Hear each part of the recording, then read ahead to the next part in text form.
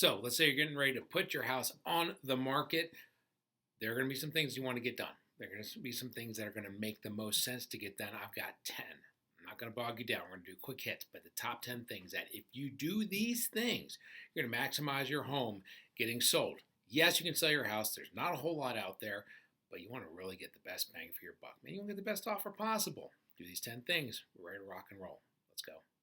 Hey, this is Steve, real estate agent with EXP and the Malone Home Team here in the Atlanta area. So, first of all, I want to say thanks for joining us. If you would not mind liking the video and subscribing, so that way we kind of get seen on YouTube when we're putting out our videos. More people see them. They kind of get into the algorithm, if you will, and it helps us to algorithm with the algorithm. So, if algorithm was a verb, we want to be algorithming.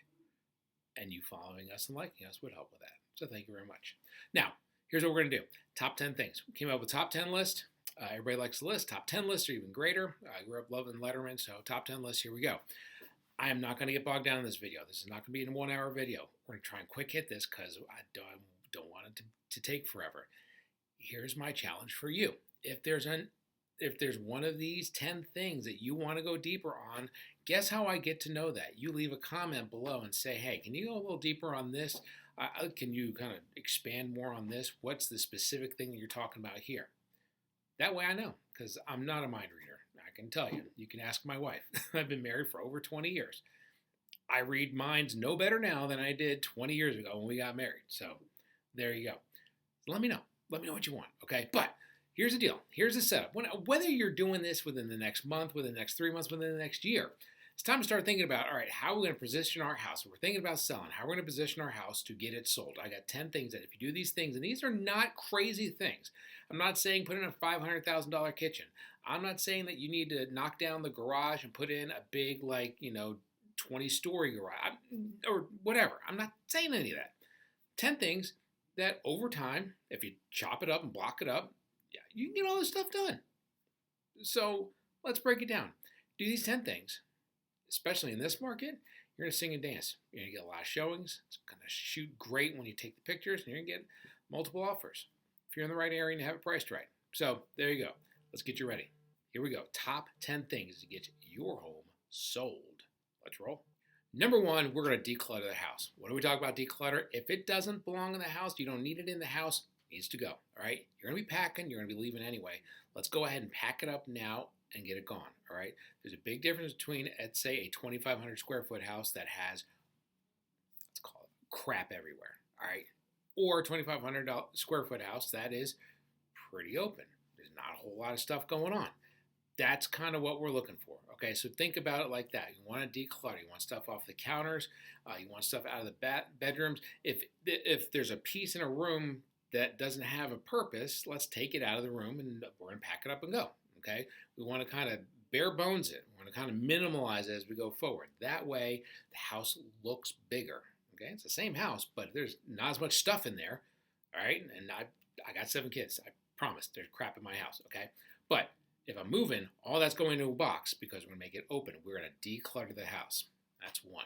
So what we're going to do then is number 2. We're then going to maximize the spaces in the house. What do I mean by that? So we've now decluttered everything. Okay, what I want you to think about is when you walk into a room, is there access? Can I walk through here? Okay, people don't like to be like this. They like to be nice and wide open. Okay, so as you walk in, there's a bookcase like right as you walk in and you have to kind of go around it. Maybe that bookcase doesn't belong there. Okay, you want big openings. If there's an ottoman on a chair that you don't really ever use, the ottoman goes away. Just leave it the chair, big wide open spaces. Okay, everything that we think about is, this goes hand in hand with decluttering. And then we're also going to use mirrors, lighting to help accentuate open areas, things like that. So mirrors help to make things look bigger. Big lighting helps to make things look bigger. Big open windows, things like that. So we want lots of light, we want some mirrors, and we want to take any furniture that doesn't belong in an area, we're going to move it out of here. Okay, so that's number 2. We're going to create some bigger spaces for the home. So number 3 is kind of the one we get a little bit of pushback on. You want to depersonalize the house. Now here's the deal. If you've got a picture in this room of your family, a picture in that room of your family, whatever, I'm not going to fight you on it. Would it look better if there were no pictures of your family and we're going to just turn this into as much of a show house as possible? It's probably the best bet. But at the same time, like I said, I got 7 kids. Family pictures are important. you can leave a couple up. Now, what I'm talking about is you don't want to have 75 pictures of your family going up the stairs, okay? That's a little overkill. Okay, so we're going to take all that down. Remember, the more of a blank canvas there is, the less personal it is, the more likely it is that somebody's going to go in and see themselves in the house. I don't want them seeing you in the house, okay? Because you got to start thinking about this. Yes, this is your home, but once you sell it, I want it to become transactional. I want it to become your house because now we're looking for your next home, okay? So you need to sell your house, have it turned into somebody else's home. So that's number 3. We're going to depersonalize it, okay? We don't have to take care of everything. The more you do, the better. But 75 pictures down the stairs, yeah, we're gonna kick that out of here. Depersonalize. All right, so we're gonna piggyback for number 4, piggyback on what we talked about a couple things ago, but we're gonna update lighting, okay? Seriously, that light in your kitchen, the one hanging over the table, does that thing need to go? I mean, that chandelier, does that thing need to go? That might be a little more expensive. You want something easy? Let's get some brighter light bulbs. Let's be sure that all the curtains are pulled back and you're letting a lot of natural light in, but the light bulbs that you have, be sure that they're bright, okay? We want to brighten up the house.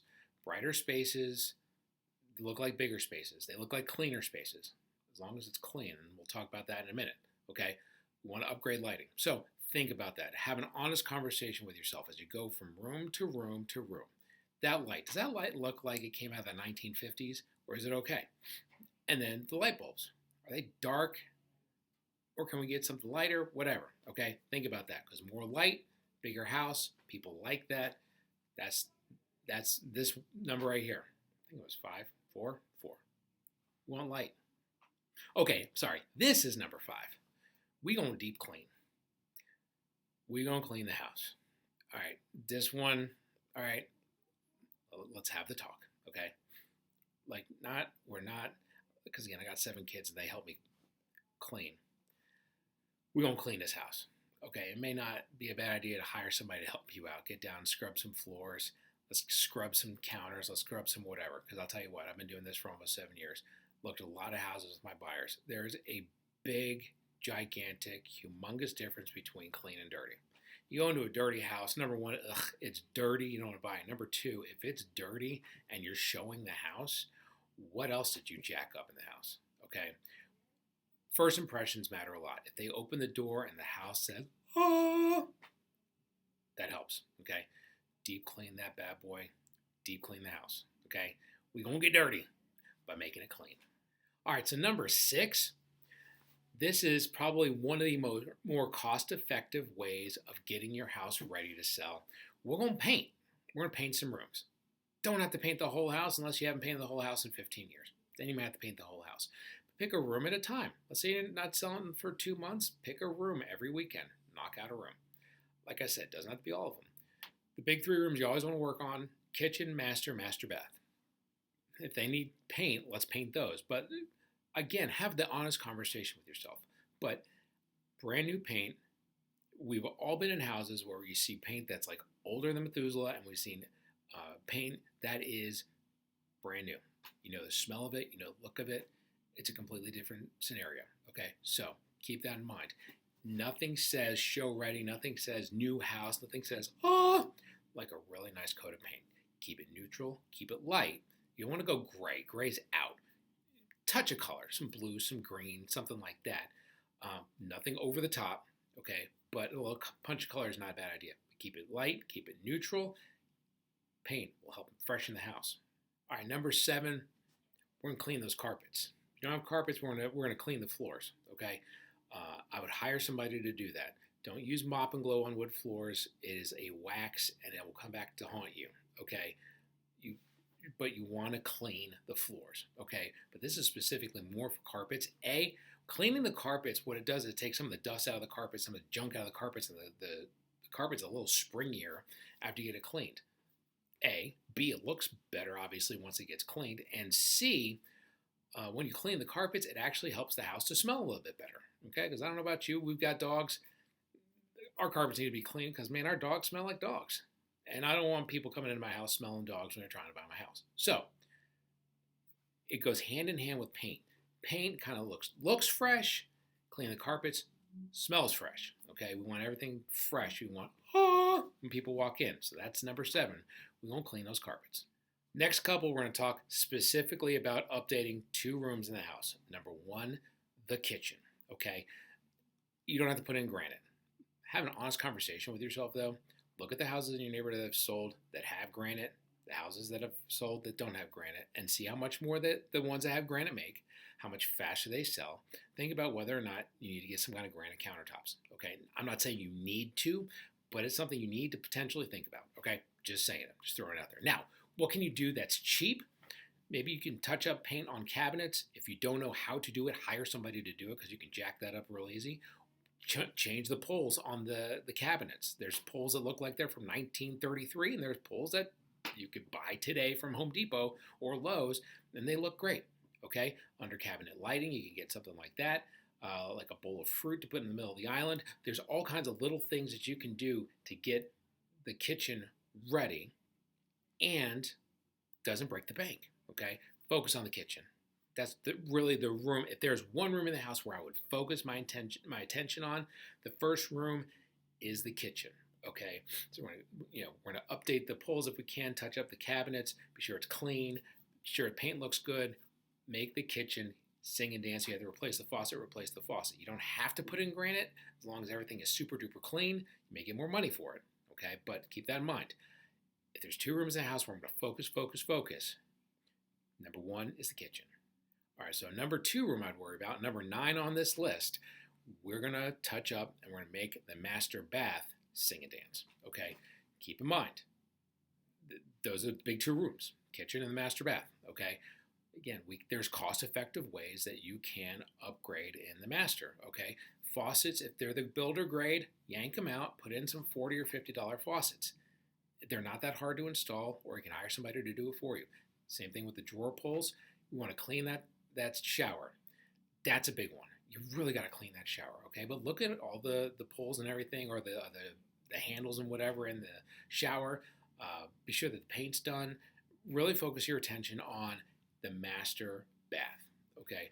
If there's little things that you can add to it, little things that you can tweak in there, get that done. That one I really wouldn't worry about the granite countertops as long as it has a new faucet and maybe a new lighting fixture. It would look really, really nice. But those, again, that's the second room. So those are 2 big rooms that I would worry about.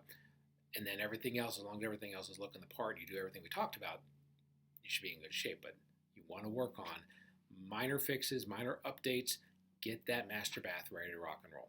Number 10, curb appeal. Here's the deal. Somebody drives up to your house, before they see the paint inside, the carpets, before they smell the fresh air in there, before they see the lighting and how open it is, before they see the great faucets and the granite countertops, before they see all of that, they got to drive through the driveway. They got to walk to your house. Cut back the bushes, mow the lawn, put in some nice flowers. Doesn't have to be expensive. Just something springy if it's in spring. If it's a little early, put in some flowers that look nice. Gauge whatever season we're in. That's what you put in. But be sure if it needs to be pressure wash it. Okay. The thing I always tell people is the buyer's going to walk in. They're going to stand at that door, right? The buyer's agent's going to stand at that door, opening the keypad. The buyer's going to be standing back, looking like this all around the house. Okay. The house needs to look good on the outside. So when they get to the house, I want the outside of the house to say, "Oh," because if it doesn't, no matter what you did on the inside of the house, it's not going to get them inside the house. People are going to buy that house right off the bat within the first 5 seconds. Let that first impression, which is the outside of the house, the curb appeal, let that first impression do its thing. Okay, so that's number 10, curb appeal. So there you go. There's your top 10 list. Do those top 10 things. And you should be well on your way to really having a good house on the market, a house that's going to get a lot of eyeballs, a house that's going to show great, a house that's going to get a lot of people looking at it, a house that could potentially get multiple offers, okay? Because a lot of people are not doing this stuff, okay? Yes, it's a seller's market. Yes, you should be able to sell your house. If you put a for sale sign in front of your house and price it okay, you're going to get some okay offers. I don't want you getting okay offers. I want you to kick butt, okay? This house that you invested in, good for you. It's your investment. I want you to squeeze that orange for every drop that you can because you deserve it. Because I promise you, when I sell my house, that's what's going to happen, okay? The person that sold me the house, they wanted X amount, and we negotiated whatever, and we went back and forth, and they got what they needed to get. I got what I needed to get. Great, whatever. It's more of a seller's market now than it was then. So it's gonna be harder for me when I'm buying because there's fewer homes to choose from. But when I'm selling, I gotta get my money's worth out of this house. Okay, and I want you to do the same thing. Okay, squeeze it for every drop that you can. Let that asset really do the work for you and set you up for financial success down the road. Set up your family for their legacy down the road. Okay, so it could mean the difference between 5 to 10,000. It could be 15 to 20,000. I don't know how much it's going to be. We're talking about selling for more money and selling it faster if you do those 10 things and really invest some time and some energy. Nothing that I just said in that top 10 list, nothing that I said is going to break the bank. Okay? There's time. You can hire somebody to do it for you, and then you could start breaking the bank if you do it that way, but maybe that makes more sense. It's up to you. But nothing in there was earth-shattering or whatever. Anybody can do it. Okay? So, questions, comments, concerns, leave them below. Again, let me know if you want to go deeper on any of those subjects. And then don't forget to like and subscribe as well so we can keep putting these videos out and you keep seeing them on YouTube. Like I said, we need comments so I know where we need to go with the next video, okay? And there you have it. And remember, I think maybe number 11, tip number 11 for selling your house, call your boy Steve. No, I'm just kidding, but I'm not. But there you go. This is Steve with the Malone Home Team. Give us a call, 470-233-4409. Emails below. I appreciate y'all. Take care. Bye.